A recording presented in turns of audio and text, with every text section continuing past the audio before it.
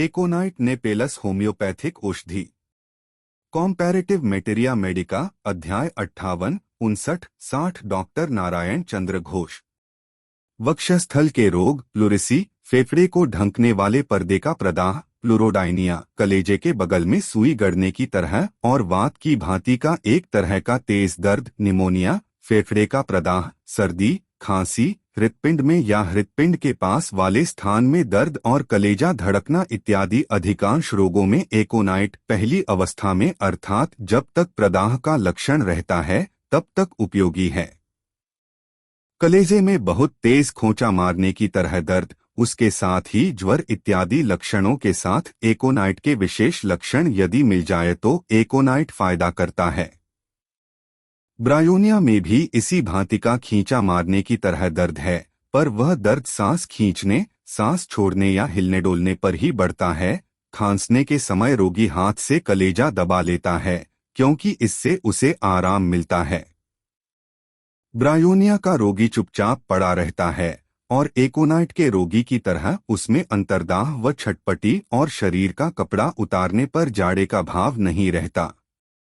Bryonia से लाभ न हो तो एसक्लिपियस दमा खांसी, इस रोग में कोई एकोनाइट के व्यवहार को मानता है या नहीं मालूम, पर मैं दमा के खिंचाव और श्वासकष्ट की पहली अवस्था में एकोनाइट 2x शक्ति की 2-3 बूंद 4 आउंस पानी में मिलाकर उसका 2-1 चम्मच प्रत्येक आध या 1 घंटे के अंतर से सेवन कराता हूँ और सूर्यास्त के बाद कोई भी चीज खाने को मना ही कर देता हूँ।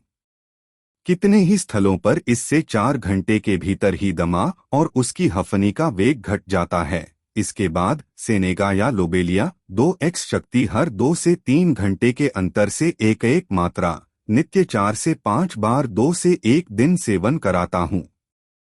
इससे बहुत फायदा होता है। कैनाबिस अध्याय देखिए। एकोनाइट सर्दी लगने की वजह से पैदा हुए और कार्डियक दमा में अधिक लाभदायक है। इरियोडिक्टियन Q2X दमा व क्रॉनिक ब्रांकाइटिस की उत्तम दवा है। ब्लैटा ओरिएंटालिस यह इस देश के तिलचट्टों से तैयार होती है और होम्योपैथी में दमा खांसी की बहुत बढ़िया दवा है। 5 से 6 बूंद मूल टिंचर 4 आउंस पानी में मिलाकर उसको 2 से 1 चम्मच की मात्रा में हर 1 से 2 घंटे के अंतर से सेवन कराने से श्वासकष्ट और दमा का तेज खिंचाव तुरंत दब जाता है। किसी किसी का कथन है उक्त मदर टिंचर की अपेक्षा इसकी 1x विचूर्ण शक्ति से जल्दी फायदा होता है। स्थायी लाभ के लिए 200 या और भी उच्च शक्ति 1 या 2 सप्ताह के अंतर से प्रयोग करना चाहिए। इस पुस्तक का ब्लैटा अध्याय देखिए। खांसी सर्दी लगकर सूखी खांसी एरालिया अध्याय देखिए।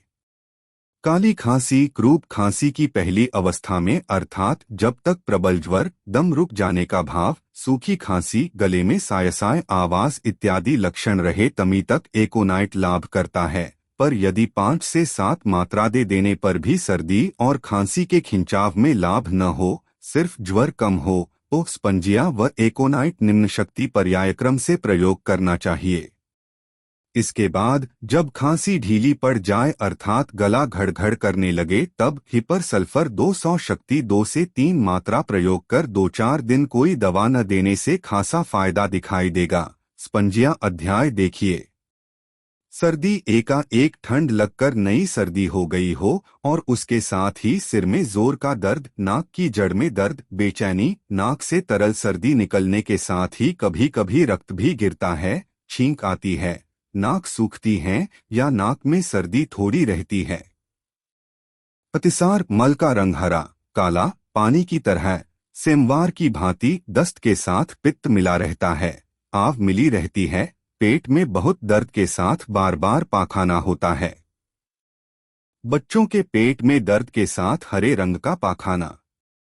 बच्चा हमेशा रोया करता है, सोता नहीं, बेचैन रहता है।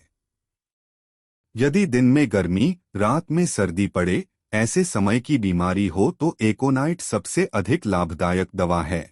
ऐसे मौके पर 2x शक्ति दें, 2 से 3 बूंद 8 मात्रा। आमाशय, आव सफेद हो या रक्त मिली, रोग की पहली अवस्था में पाखाना परिमाण में बहुत थोड़ा होता हो, उसके साथ केवल आव या रक्त रहे और पेट में दर्द, कथन, पाखाने का जल्दी जल्दी वेग होना या पाखाना होना इत्यादि लक्षण रहने पर एकोनाइट विशेष लाभ करता है। इसकी 2x शक्ति की 2 से 3 बूंद 8 से 10 मात्रा पानी में मिलाकर हर 2 से 3 घंटे के अंतर से प्रयोग करनी चाहिए। मैंने देखा है अधिकांश आमाशय की बीमारी ऊपर कहे लक्षणों में प्रायः एकोनाट से आरोग्य हो जाती है। किसी दूसरी दवा की जरूरत ही नहीं होती।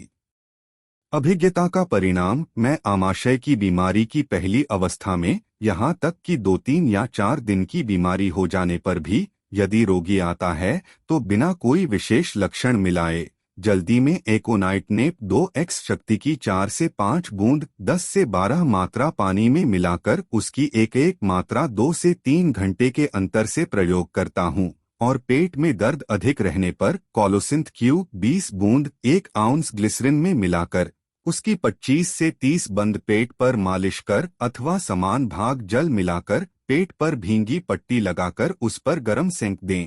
रुई या फ्लानेल से पेट बांध देने के लिए कहता हूँ।